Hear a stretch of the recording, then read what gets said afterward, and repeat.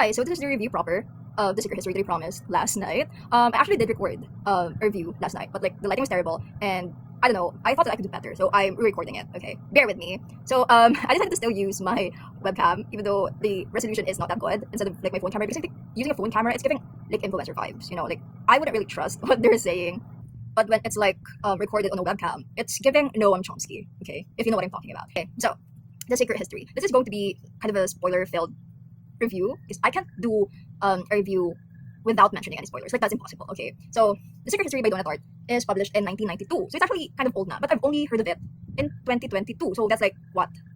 How many years is that? I bet about. Anyway, so this is under the dark academia genre. They say that it actually birthed that genre. Okay, so it follows like a group of college students who are literature majors. Okay, so that makes it very interesting for me because I'm a literature major, but specifically their classics major. Okay, so they study Greek, Roman myths and works, right? So that's like ultra mega level pretentious. So what I know before I have read this book is it's some sort of like murder mystery, like thriller. Like it's not a spoiler to know that one of them has died. Like it was mentioned in the very first page, in the prologue, actually, one of them has died. So it's probably going to be why and how they murdered the guy. So yeah, that's what I thought before actually reading this book. And so I went to great lengths to avoid getting spoiled. Okay, because usually I always find myself getting spoiled whenever I'm like reading a book. So I really did not Google anything about this book. But I was like imagining like a Dead Poet Society kind of setting. Okay, because that was Dark Academia, Dead Poet Society. And I love that movie. I love the aesthetic that they have going on. So this was set in Vermont, like in the 90s. I have never heard of Vermont. I mean, I have heard of Vermont, like I kind of forgot that it exists because like who the hell lives in Vermont? But yeah. And the real university that this was like based on, like the university here, that was it was in Vermont. Okay, so this was like a real setting, and people are also saying that like this actually happened. Like some group of literature freaks actually did something cultish, like what they did here.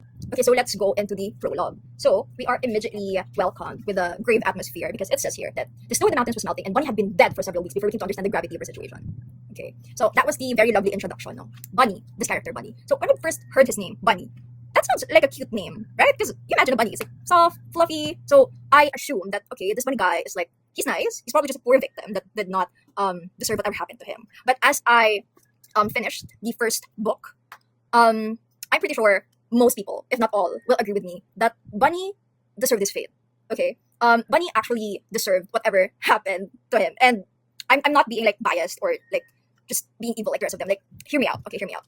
Bunny has like 5 major personality flaws. It's like 5 fatal flaws. So first, Bunny is sexist. Okay, so there's like a literal passage from this book saying that Bunny does not like women and he treats his girlfriend as a concubine.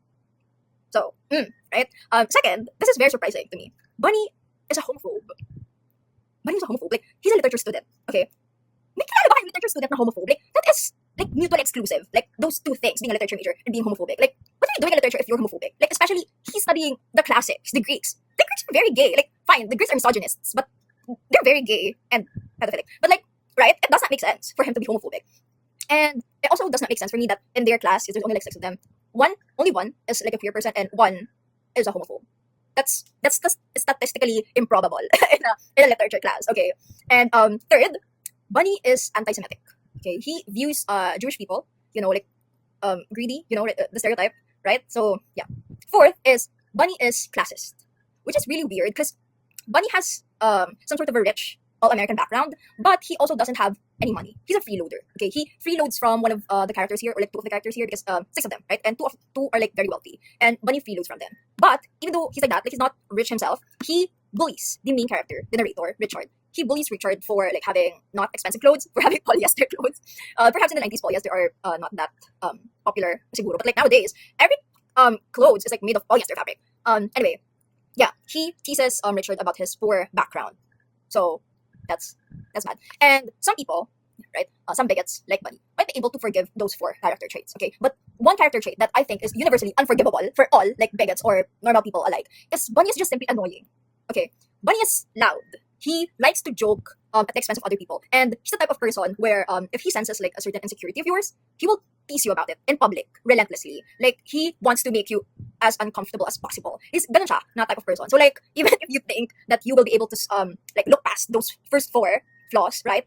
Anyone would be, you know, itching to participate in this plan for Bunny just because of the fact that he's very annoying. Okay, so That's what Bunny is like. And this is not a biased interpretation, okay? This is really what Bunny is like. So it kind of, for me, it kind of justifies whatever happened to him. But I don't know, maybe not. I mean, he's not that bad naman. He's not a good person, but he's not that bad, at least compared to, of course, the other characters here who are capable of, actually K-wording people. So maybe it's not that bad, but he's just, personally, I would never want to, like, see or interact with this character, Bunny. Okay, so let's rewind to the very first chapter, which is the narrator, Richard Papin. Papin? It's a weird surname, in my opinion. Papin.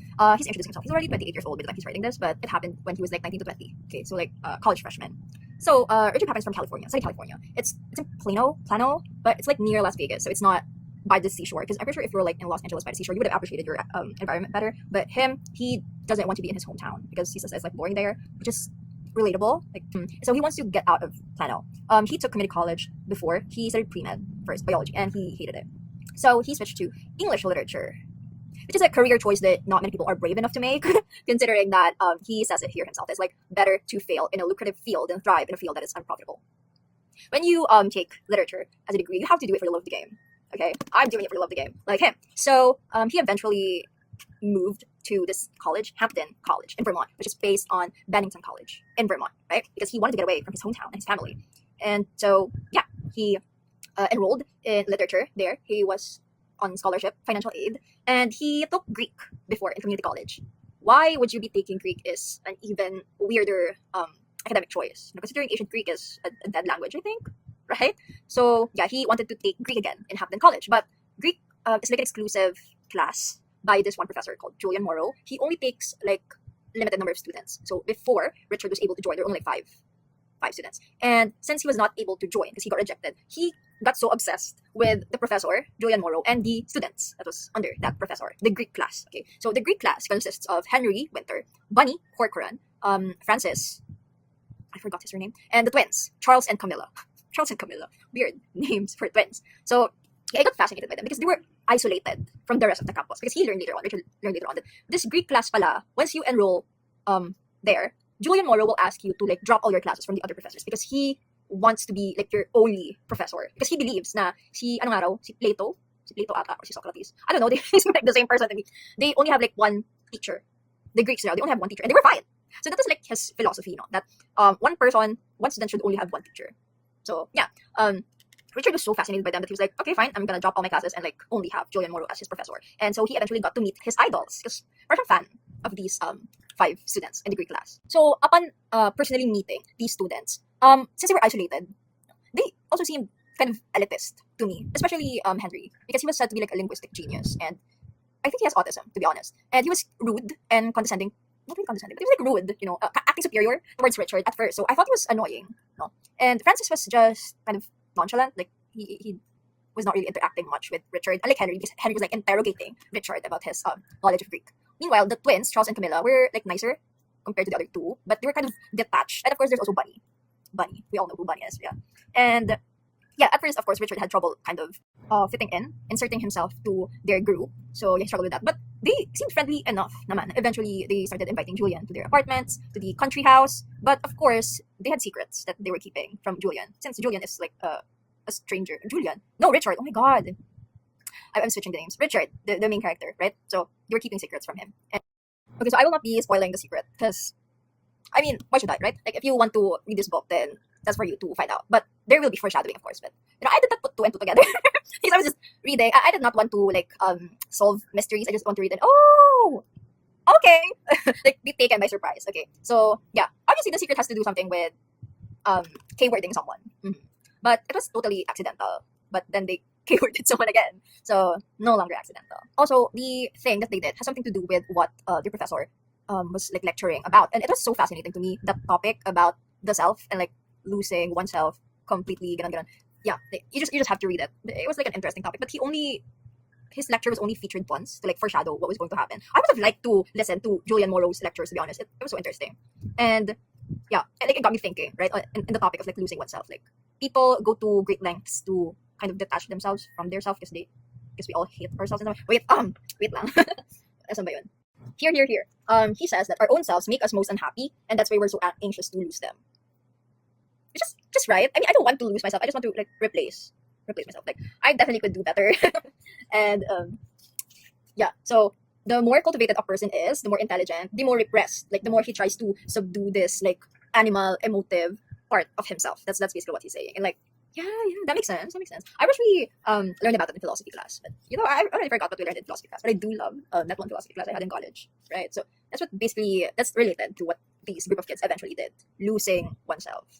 Which personally, if they ever pitch me that plan of theirs, I would be saying no because it sounds crazy. It sounds crazy. And I have a fear of getting into trouble. So I would not be risking that kind of thing. Also, it involves substances, and yeah, it's but they did this like four words, controversial four words. That's for you to read. Please read. I mean, it's probably not shocking to some, like, oh my god, they did that. Okay, okay, they did it. But like for me, if like try to imagine the details, it's like, I'm really curious about what happened. I wish they would turn this into a movie just so I could watch like what the details, what happened because my imagination is pretty limited. And what else am I supposed to say without spoiling? Without spoiling, but like, yeah, I'm off to book two after I record this. So wish me luck. I hope there will be a plot twist, of course, to spice things up. But yeah, I think it's not really about the plot. This book, I think it's more of like the characters that I like. Because I'm the type of reader who prefers the character more, like a character centric story. Like I get attached to the characters, but like the plot, it's fine. It's fine if it's not like very good, but like, it can't be too boring, right?